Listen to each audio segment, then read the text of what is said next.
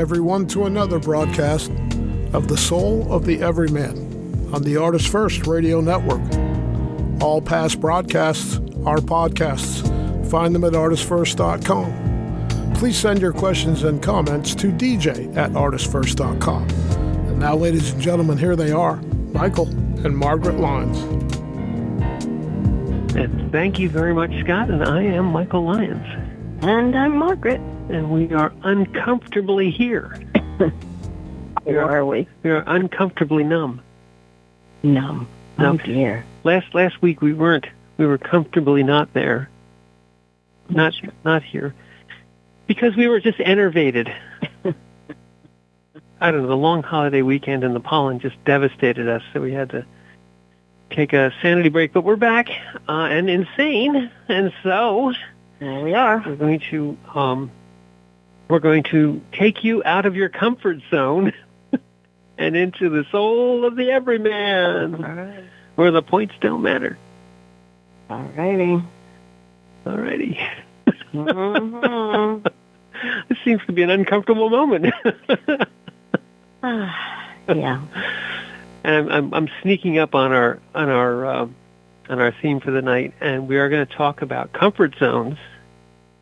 And to some extent, we're going to refer back to our bestest of buddies, Eckhart Tolle, because Eckhart often tries to get people to get out of their comfort zone. And we can also probably bring in Gautama Buddha, because he's a good reference for that as well. But what are we going to do? Shall we lead off with our quote, or shall we just uncomfortably jump into the void? Okay. Well, we can read. Let's start off with the quote. That's always a good idea. Mm-hmm. So, since my voice is uncomfortably bad, want to go for it? Sure. Humans don't awaken from within their comfort zone. They awaken when they are out of their comfort zone. This is a time of great opportunity. And we know that the world is very uncomfortable right now. Right, so in essence, we have a great opportunity, to wake a few people, and I think it's happening. Mm. In my opinion, there's a saying that says basically hard times create great men and women. In other words, trial and being, as the other saying, biblical saying goes, gold is tested in fire. And what that means is that you can't see the metal, you can't see the worth of many things without testing them, and that goes for people too. And if you look back apocryphally,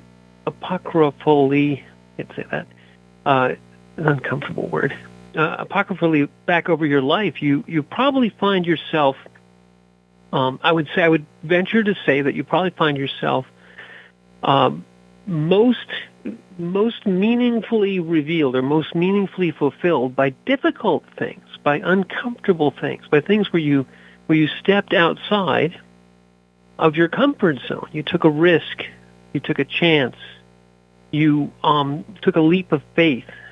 You did something that seemed to be very difficult, and you accomplished something, or even, and this is much more subtle, even if you fail, even if you go through a great trial and you don't get, the successful outcome, let's say, oftentimes you can look back at it and say, but I didn't succeed, but I learned so much, and I'm a much stronger. I'm a much more. I'm a greater person for the trial. For the test. I know my limits. I know that what I thought I could do is far less than what I actually could do. When I was called upon to go outside of my comfort zone, and sometimes you don't have a choice. You have to, you don't get to answer the call or not. You have to go outside of your comfort zone, and you find something out about yourself that you can't find out really any other way than being tested. And So these are, you know, these are milestones in people's lives. These are things that that oftentimes shape you over your life, and you could think of them as little awakenings, because you're becoming aware of things about you that you didn't know before. You know, you're revealing sort of the depths of, or the heights, or the breadth of your person, your being, because you're being put in a situation where you're not in your comfort zone. Well, all right, let's start by defining the word comfort. Okay, that's a good idea. Okay. And it's defined as a condition of feeling of pleasurable physical ease or relief from pain or stress. That is the definition of comfort. Relief from pain or stress. So when you think of it, for most of the time, your comfort is your resting point. In other words, your baseline. Everything is operating within acceptable parameters. There's nothing unusual going on, no aches or pains. Everything's doing just fine. And that's the baseline tendency to want to stay in the comfort zone. You just want to be functioning and comfortable. That's where most of us want to be. But in order to grow, to learn, you're going to have to experience things outside of what you're capable of. And the ability to accept that as, well, I'm going to learn how to do this. And learning how to do it, just watching a little one going from crawling to walking, just trying to figure out how to move the body, usually in the beginning. But you can see the determination. It's like everybody else is up on their legs. How come I can't get up? So they come to a point where it would be, I'm getting carried everywhere and people take care of me and feed me. Then they realize, there's another existence. My brother or my sisters, they're running across the room. That looks like fun. Yeah. I want to do that. And then you see, when you're watching, you see they start moving all their limbs in some way. Like, how do I get there? Is there a way to do this? And that's when that set look comes into their eyes. I'm going to figure this out because I want to do what they're doing. I know there's a different existence, and there it goes, right across the room. Instead of me being surrounded by my toys, my brother or my sister is able to just go get whatever they want. So that idea of being, when you realize you were constrained, you were limited, and it's human nature, your spirit goes, I am not limited. I know there's a way to do this. And then you set your mind to say, I will learn how to do this. And, of course, in that process, there's a lot of frustration. Bumps and bruises. You hit your head, et cetera, et cetera. But you realize that I've got to encounter this in order to get to the point where I'm freer than where I was before. And I really believe that is one of the main motivations for a human being. Freedom. There are existences out there where you are more free than where you happen to be right now. Do you want to take that step? And in order to take that step, you realize you got to go outside of your quote-unquote comfort zone. That's what you described as I think a very good aspect of moving out of your comfort zone, which is, if you distill it, you see something that you say, I want that. That I want to be able to do this freer thing. I want to. So there's a choice there, and there's a desire there, and so that's the sort of, I have to work to get to the thing, and that is true. That's a very powerful motivator, freedom or agency, or some sort of desire to be more than you are. You want to become something. But there's a couple of different aspects of comfort zones. I think that perhaps we are all born with that same desire to be freer, to have a greater amount of agency, a greater amount of independence, let's say. But there's also a subtle, sort of a tendency, rather not subtle, but a tendency that people get comfortable in the way that once they get to a certain point, they say, well, now this is it. I want to just stay right here. There's a very powerful sort of desire to say, well, this is all good. I want this to be this way forever. This idea that I don't want it to change anymore. I want to remain the same weight, the same age, the same, same routine. And these are the comfort zones, I think, which are not driven by accomplishment. They're almost driven by this sort of idea of control and safety. And these are less, in my opinion, the one that you described, this idea of going outside your comfort zone intentionally, is a very positive thing, because you're saying, well, I'm going to do it. I see other people doing this. I want that. I'm going to do it. Your brother and sister, great example. But then you see this you get this idea that now I've reached kind of this point where I don't want anything to change.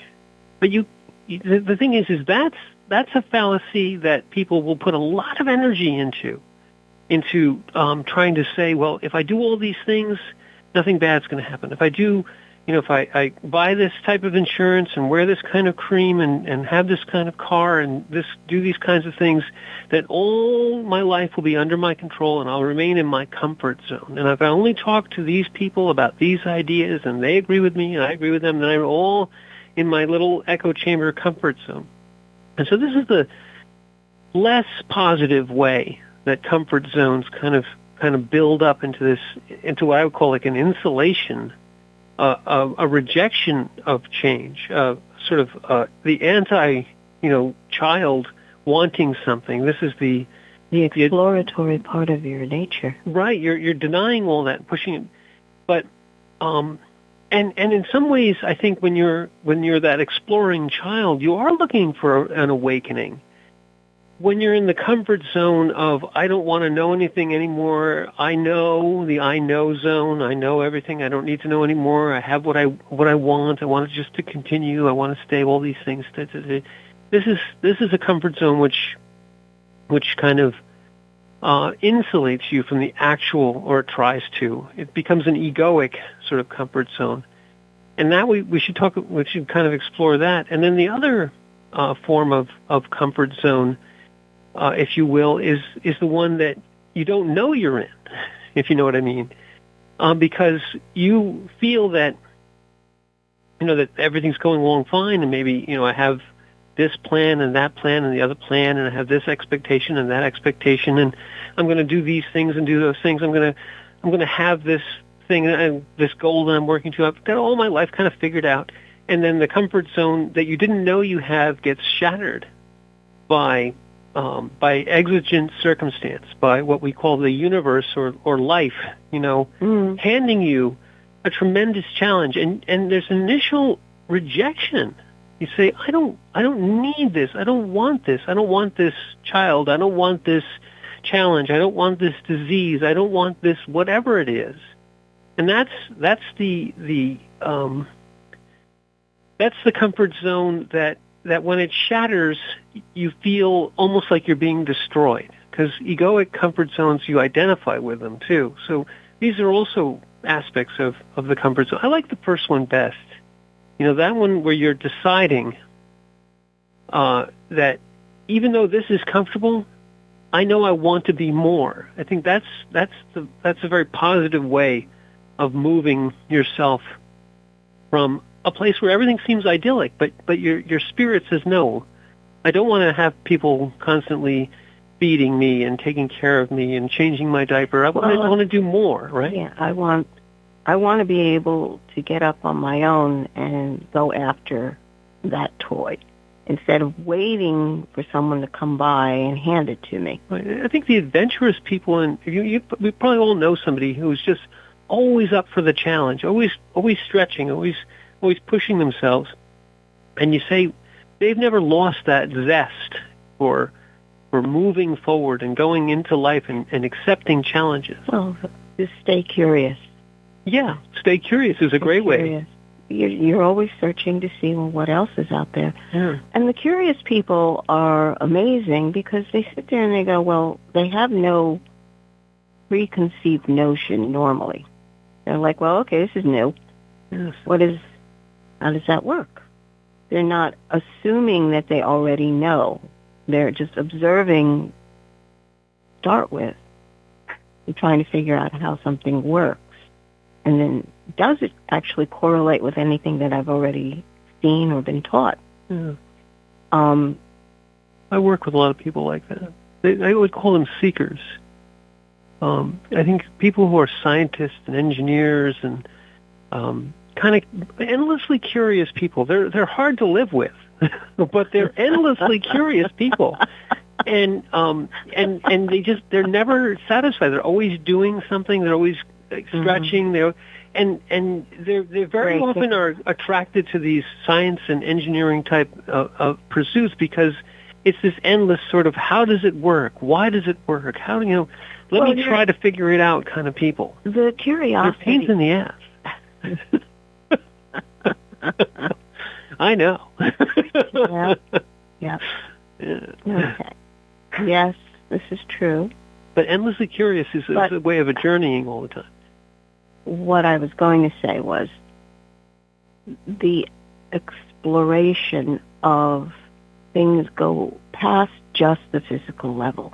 Yes. There's exploration in creativity that is a big part of a human's way of experiencing life, whether it's composing, let's say, some form of musical piece, or painting, writing.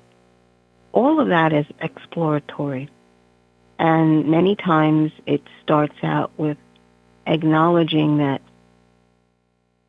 this form of expression, say if you're using paint,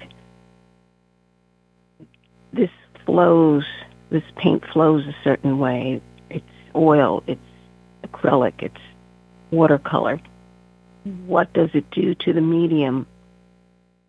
How can I begin to alter it and get color, texture, et cetera, et cetera?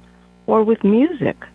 Yeah. Color and texture in music is always amazing to me because you never think of color and texture in terms of hearing, but it's there. It's a way of describing what you are hearing. So there are different ways of producing sounds, modifying it, putting it together, like looping, doing the looping thing. It's just one person, but suddenly this person sounds like he's a huge orchestra or a band. It's just amazing. And then the creative jumps in between. But that layering technique is fascinating because it's a hearing or a verbal way of seeing how the layering comes together to produce a feeling, a vibration. we all know when we hear someone, there's so many beautiful songs out there. But when you get someone who's able to sing it and their soul is singing, it arrests you. Yeah. Suddenly you're in a whole different space. And it's you and all the other people in that room experiencing that same evocative moment. It's truly, truly amazing. So in order to do that, though, you have to become very, very vulnerable. You have to break down all the barriers that you think it should be. This is the appropriate key. This is what this music theory says on how to hold it. But performance, where the soul is actually expressing itself, is a moment of now experience. And you cannot really describe it verbally. It's, again, being there at that point in space and time and hearing and listening to the soul that is singing, whether it's a voice or playing an instrument. It's a wave that reaches out and hits another person's heart. And hitting that heart, there are many different modes in which to hit a person's heart. So that exploratory aspect is key to human nature. To understand that your true joy comes in touching that. Certainly, and to pull it back a little bit to comfort zones, folks who are these very creative and very exploratory and very so they don't dwell in their comfort zones. You can see it in art, and you can see it in fashion, you can see it in writing, you can see it in all these expressive engineering, design, where when an artist is done with a painting is when it no longer has the expression. It's sort of, that expression is done, but they're not satisfied. They don't dwell in the painting they've just painted. They're thinking of the next thing. They're moving. They're always moving forward. They're not in a comfort zone. An artist wants to push themselves. They want to find their voice. They want to follow the inspiration, their muse. And when great artists look back, and I'm not saying just people who paint, but great artists look back on the work they did before, they said, and people say, "Oh, it was so amazing, it was so beautiful." And they said, "That's so last year." I want to be in the now. I want to be looking forward. I always want to be pushing the envelope. I want to write the next wonderful, amazing poem. I want to do the next design. Every artist lives outside of their comfort zone. People can look at their art and maybe hate it or maybe love it, but they don't care. They're moving to the next thing. They're trying to push true being into clay and paint and bricks and steel and whatever else whatever medium they happen to be working in. Right. So you said it earlier. The endless curiosity which starts in the body, learning to walk because other people are walking. If you translate that into the medium and the expression and the endlessly pushing the boundaries of what's next, you never stay in that comfort zone. And it's a sort of a moving meditation. It can become a being state. It may, as you just said also a moment ago, you're living in the moment of now because everything that you've just done is done. That paint stroke is over. That word or that novel or whatever, that's gone. The design you did last year is great. People love it. I'm moving on to the next design. This rocket went up, I'm going to the next rocket. Whatever it is, people who stay in their comfort zones are not the creative people. They're living in a safe, walled, I don't want to change. I am comfortable here, and they get dragged out or forced out or exploded out of their comfort zones by life.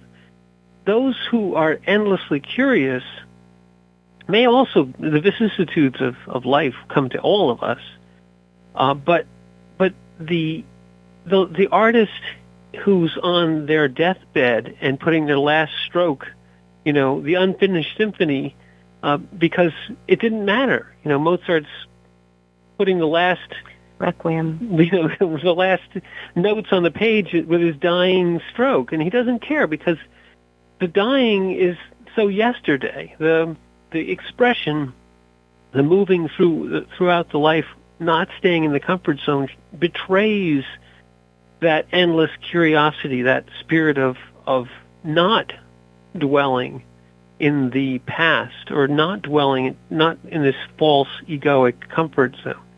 So that's a good way of moving to the next phase, what Tolle's talking about, because Tolle's talking about, in essence, that anyone who thinks that they can be in this sort of an insular, safe comfort zone, and it's very seductive, it's very subtle. People want, they kind of feel like, I want to be in this place where everyone agrees with me. I want to only talk to the people in my tribe. I only want to, eat this type of food or do these types of things and drive this kind of car and only do my routine, and everything's going to be just wonderful. But that illusion, those comfort zones are not only are they going to be broken, absolutely, but when they are broken, it turns into an existential crisis. The endlessly curious person is used to it. They know, because they're trying to push the boundaries all the time. They know they're going to fail. They know they're going to be challenged. They know that the medium that they're trying to use is an imperfect expression of what's actually within them that they're trying to bring out. So they're there, and they're used to failure, and they're used to pushing the boundaries. But if you've been fooling yourself for years and decades that somehow this is all going to be, if I have the right insurances and the right ideas and the right odds, and I'm talking to only the right people, living in the right places, and never doing anything that's not in the book and in the prescription and all this other stuff, that it's all going to work out. And then, bam. Yes.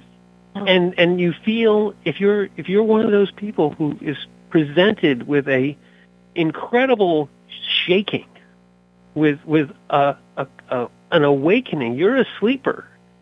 You've been sleeping. You've been you're certainly not woken up. You're deeply unconscious, is what Tolle would say. But life will not let you stay there, and it will shake you. And if you're not ready for it, it'll feel like you're being destroyed. It'll feel like your ego is being shattered, mm-hmm. and that can be extremely upsetting. Well, yes. If you understand that it's the definition of your comfort zone that is causing this pain, mm-hmm. because it's normal to feel uncomfortable when you've reached your limit. In fact, that's what the pain feeling is. Your muscle has reached the limit of what it's capable of. Mm. Ow. Ow. It's just what happens. So when you realize that, you go, well, don't do that. This hurts. Yes, this hurts. That's the reaction of most people, is don't do that. Right. Unless you are trying to build that muscle. And then you go, well, that's just a feedback loop that lets me know I've reached my limit and I can up it this amount, this weight. I can put a little more weight on this to build that muscle. Because you already know that you're doing micro tears and it's going to take time to rebuild, to redefine your muscle. But understanding that was comfort zone thing. You was like, well, no, I shouldn't do that because it hurts. Well, okay, well, what is the purpose of this? Is it to take the next step past your current limitations, or you just want to stay within your limitations? Who defines those limitations? That's my question. Most people say, oh, well, I do. I know what I want. And it's okay. Who's talking here? Who's the I that is speaking? Is it your ego that tells you that if you do it this way and you've gotten, let's say, these goals that someone has put down on a list? You know, I've got a car, I've got a husband, we make this amount of money, and 2.5 kids, whatever. You know, I'm okay, I'm in success, so I don't want any of that to change. It's all got to be that way. And what you notice when people use those metrics to say that, okay, that I've made it, the undercurrent of unhappiness is so great. It's really uncomfortable because their internal unhappiness, they basically feel that they can't be the cause of their own unhappiness. Someone else must be making me unhappy. So they turn that uncomfortable feeling into aggression, or you're the reason why I'm unhappy. Or blame. Yeah, exactly. Yes, Yeah. Blame. So to be around people like that don't even realize that their unhappiness is in their own control, but blame it on other people, their, interactions with other people becomes very tenuous. Because most people don't want to stay in a relationship like that in any way, shape, or form. Your friend isn't really your friend because they're envious of the fact that you look happy. Well, that's true. No, I'm serious. Yeah, no, I know. I'm serious. They're envious of the fact that you look happy. They mouth all the nice words, but there's a look in the eye and a why can't I have that kind of thing? Let me finish. Yeah. A sotto voce kind of vocalization where you realize that they're grimacing under their breath, but they're actually cursing you because you're happy. Even though you don't have as much money as they do, and you don't have the fancy car that they do, or the house, or whatever, there's that attitude of, how dare you be happy when you haven't reached what I've reached? Instead of realizing is how come I'm unhappy if I've reached all these parameters? Is it my fault? It can't be my fault. I figured it out. Yeah. But realizing that, you know what? Your comfort zone isn't a comfort zone. It's actually a prison. Don't you understand what truly makes you happy? Where is the exploration that your soul is looking for? The ability to touch the sky that you felt when you were a child. Reach up and try. That unhappiness. Who was it that said, most men live lives of quiet desperation and sorrow. Yes. That is the source of the quiet desperation. You're unhappy because you've convinced yourself that these surface parameters, these surface conditions that say I've met it and I should be happy is false. It's a lie that you've told yourself and chose to believe. Humans are amazing that way, by the way. We're the only species that does that. We tell ourselves a lie and choose to believe it. Yes. Well, I mean, you packed a lot in there, but, the midlife crisis and the bucket lists are symptoms of this. And they all come down to that the comfort zones are incredibly unfulfilling. They're, as you said, they're more like prisons. And we did a whole series on prisons, but I mean, the prison of the comfort zone is another nice way of looking at this, because It does have walls. Oh, go ahead, sorry. Yeah, no, it's a self-imposed prison. Self-imposed prison. You actually have the key, but you don't want to believe it. Very much so. And the very interesting, a good analogy there, because the key is eschewed. It is basically you yourself look at the key to your prison and reject it because you say, well, that's going to be painful. That's going to be uncomfortable. That's going to cause us to have to grow or have to not know or have to learn. Oh God, no, we won't want to learn anything. We already know it all. We don't need to learn anything. You would have to acknowledge. You have to take risks. Yeah, that you are responsible for you.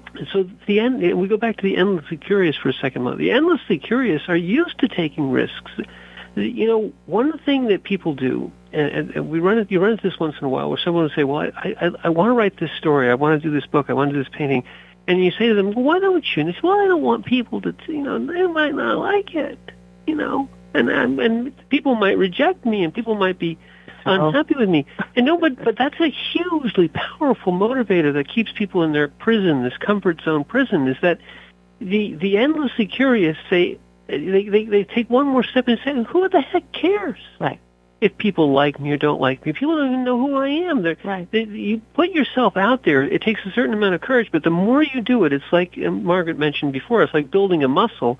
The more you take risks of potentially somebody not liking you, the more number one is that you get more comfortable with that, but it's not the comfort zone. It's just the muscle of being that you're building. And also you realize that nothing about what other people's opinion of you matters. What matters is whether you're living, whether you're being, whether you're the endlessly curious, the person who is pushing the envelope and boundaries of your living being. You remain awake and conscious if you're always asking the question, what is this? Not naming it, not saying I know, but what is this? Or who am I? And the fulfillment you get. I wanted to go back to that. Midlife crises and comfort zones are become this barren, unfulfilling prison. People say, why am I here? What's the meaning of my life? Why did I get all these things? Nothing seems to have made me happy, even though, as Margaret said, look at the other person. How can they be happy? They have nothing. But they are happy, and it bothers you because you're like, maybe this is the death of ego, but you have to follow this. Is maybe I didn't do the right thing. Maybe I did. Maybe I missed something. Mm. Well, in fact, you can follow that out of your comfort zone too. You can do what Campbell says. Joseph Campbell very famously said, "Follow your bliss." Even if everyone tells you no, you're gonna end up poor, and you're gonna end up no one likes you, and you're gonna end up wasting your life doing something. But if you're following your bliss, none of that matters. If you're endlessly curious and following your curiosity, none of that matters. If you look for fulfillment, you may do the most. You may spend your whole life in the slums of Calcutta, but yet you may be happier and more fulfilled than the person who did everything right and is in this barren, pristine comfort zone, which means nothing to them, and they don't understand why. So the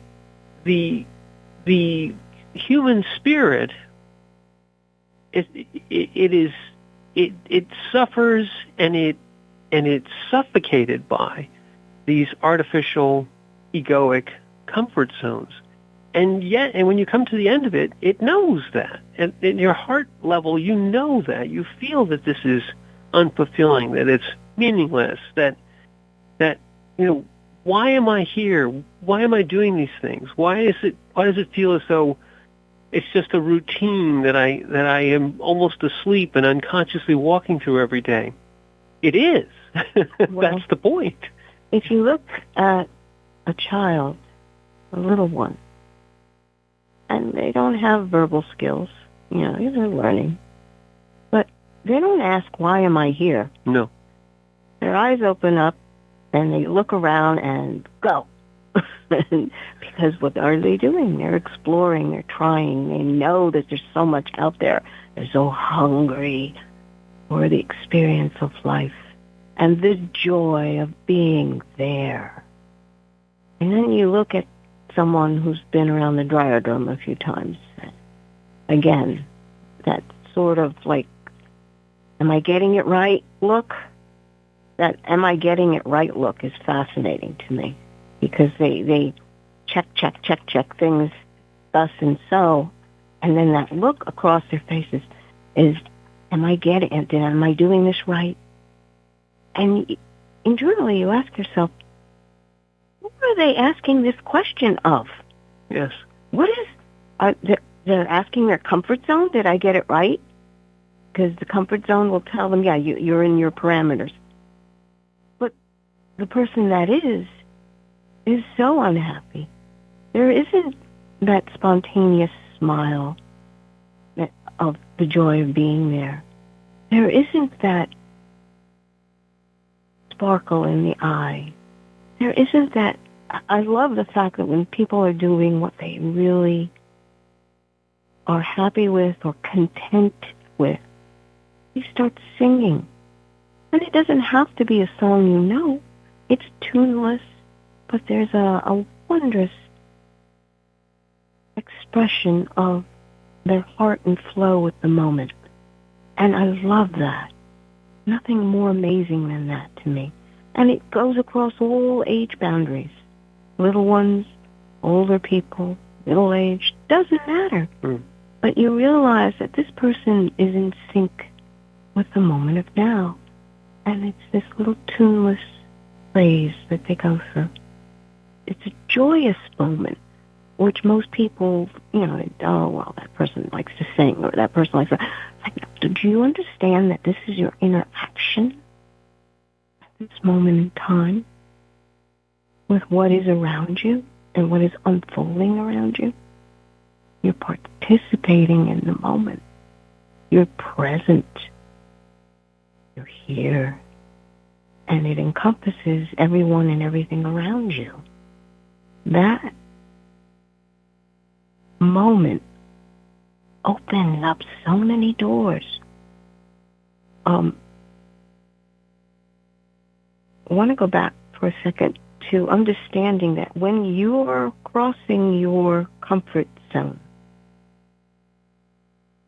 you can attribute that to breaking all the boundaries, and we had already said, you're breaking your limits of pain. Pain arises, whether it's physical, mental, or emotional. Pain arises. And your response to it is all you have control over. Most people want to say that I'm going to control this moment so that I never experience pain. It's a falsehood. It's a lie that you tell yourself. Understanding that moment of emotional, mental, or physical pain is part of this life, not to make you depressed or anything. It just happens. This stuff happens.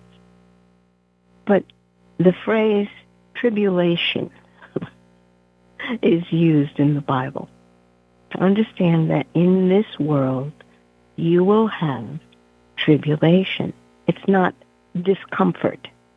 It's tribulation, which means pain. But it has the connotation of a trial. A tribulation isn't just pain, but it's something you have to endure for a while. It's not just a physical pinprick. Right, but understanding that, Buddha also said it, all life is suffering. Well, in this life you will have tribulation. Yes. But be of good cheer, for I have overcome the world. That is the phrase. And what did Jesus mean by that? And if you talk to Tolle, he's talking about overcoming the world through letting go of ego, Hmm. your parameters of comfort, because you put up these parameters, these walls of comfort around you through your ego. But your ego is not you. Only when you identify these walls as you do you feel like you're going to be assassinated. Well, exterminated or Exterminated. existential. Mm-hmm. But yes, this is, you're getting a lot of things in there. But Sorry. But the identification with your walls, and then when your walls are broken, and they will be, you feel this existential crisis. But I wanted to go back because you said something very, very important, and I want to just stress it just briefly. Margaret said, there's when you see somebody who is living in the moment of now, they're content. And I think it's easy to conflate comfort and content. True. They're very different things. Comfort is an illusion, but contentment can be in the eye of the storm. You can be content, and there's an underlying subtlety to contentment, which is that there's a joy to it. You can be joyful and content, even in what appear to be the most chaotic and difficult circumstances, because you know that what you're doing, first of all, you're doing exactly what you're supposed to do in exactly in the moment that you're supposed to be doing it. Number one, you're content in that, in living in the moment of now. You're content that you are aware that the process is never ending, and that this moment is not the destination, nor is it eternal, but it is just where you happen to be at this moment in time. So you're content. Content also has an aspect of acceptance to it. You accept that this is where you are right now, and it's okay. Have I succeeded? No, but it doesn't matter. Have I failed? No, or maybe yes, but it doesn't matter. You don't assign a right or a wrong or a yes or a no. You're just content. And in that way you overcome the world. To go back to Tolle's direct quote, he says, when you're out of your comfort zone, it's a time of great opportunity. And we started off this hour with the idea that right now the world is in a great deal of the people are being woken up through perforce, if you will, because of them being shaken out of their comfort zone. Right. That structure. That structure. When structures break down, and they can break down in many different ways, there's discomfort, but there's also great opportunity. And the opportunity is that you can understand that the structure is not you, that what you defined as, your station in life, or the things that you thought were true, or all the things that you kind of identified yourself as, this is me, this is me, this is me. When that breaks, and it does break, and when you have a great shaking in a society or in a world, many of those things break. Yes. But you realize that you're still you. That what you were pretending was you, this idea of all the comfortable things that you thought were you, when they're taken away, you're still you.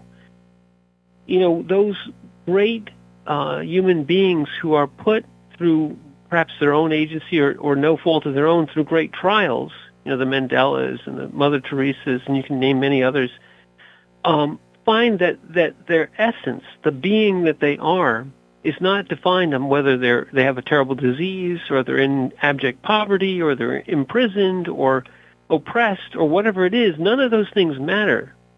What matters is the being, the acceptance of the moment of now, the realization that you're journeying through this, that you're exactly where you're supposed to be at exactly the time you're in it. You have only that moment. That is the moment of now. That the comfort zone was always an illusion, and that realization is an immediate awakening, if you will, that yes, it always was an illusion. You're shaken. You're sitting up in bed. You're standing up. You're no longer in dream time. Now you're the curious one. Now you're the seeker.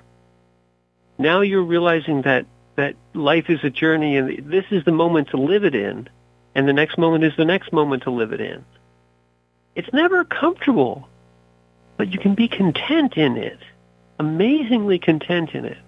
Right. Whether you're in a cancer ward or in a great war or just sitting on a park bench and suddenly realizing that you're enlightened. The contentment is, it goes beyond words. You cannot describe the contentment of the moment of now and the acceptance that it's not comfortable and it never will be, but it doesn't matter. Because you're not looking for comfort, you're looking for contentment. You're not looking for happiness, you're looking for joy, to experience it. Right. There's a very different thing between comfort and contentment or happiness and joy. Right. They sound the same, but they're not.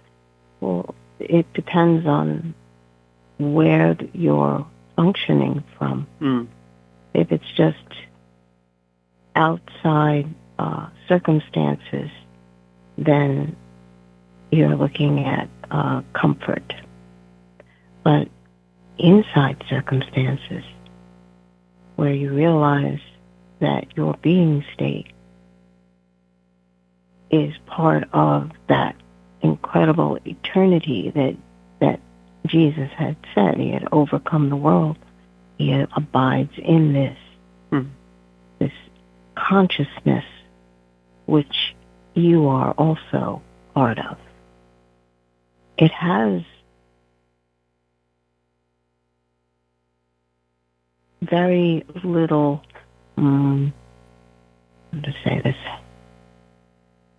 the difference between comfort and contentment. Comfort, again, physical parameters only, body parameters or emotional parameters, mental parameters. But content means that you see it all. You observe it all. You know there's a place for all of it. For your emotional responses, there's a place for mental aspects, there's a place for body responses. But it's not you. You are the one observing all of this. And it's got to connect back to you to actually exist. So this is where your consciousness, in that state of awareness, of rest or superposition, if you would. That's a good one. You can choose in that moment where it need be. But the contentment of being is there, just as joy of being is there, life. It's not happiness of the moment where, woohoo, I got my new car or whatever it may be. It's joy of I am. I am here. I am alive. And I participate with what I see. So when you realize that the universe is impermanent and fleeting, and that is equated to your comfort and your happiness. But your connection to eternity is through that joy and contentment. You stay connected to what is outside of time, that which is eternal, that which you can see and observe. And there is an amazing peace that arises when your heart is so open that you take in what is going on around you, but it's not affecting you. When I say take in, you're observing, taking in as an observation exercise, but you're not grasping, hanging on to certain things. What you're hanging on to is your awareness, the heartbeat of the flow of life itself. And that is the interconnection, one being to another. That is the love relationship. I probably packed too much in. No, it's fine. I mean, but I think the takeaway here again is exactly those words you just said.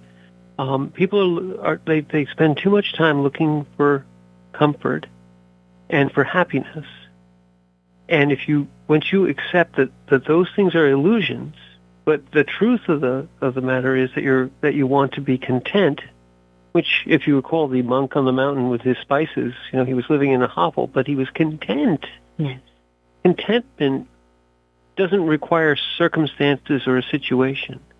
Joy doesn't require circumstances or a situation. And the eternal moment of now is exactly that. So to be content and joyful means that you've been awakened from the prison of comfort zones. Right. Prison of comfort zones. And so we've reached the uncomfortable moment where we end the show. All right. But be of good cheer, as Margaret said earlier. Well, as Jesus said. Yes. For he has overcome the world. And you can do that with him as well. So I'm Margaret. And I'm Michael. Thank you for being with us.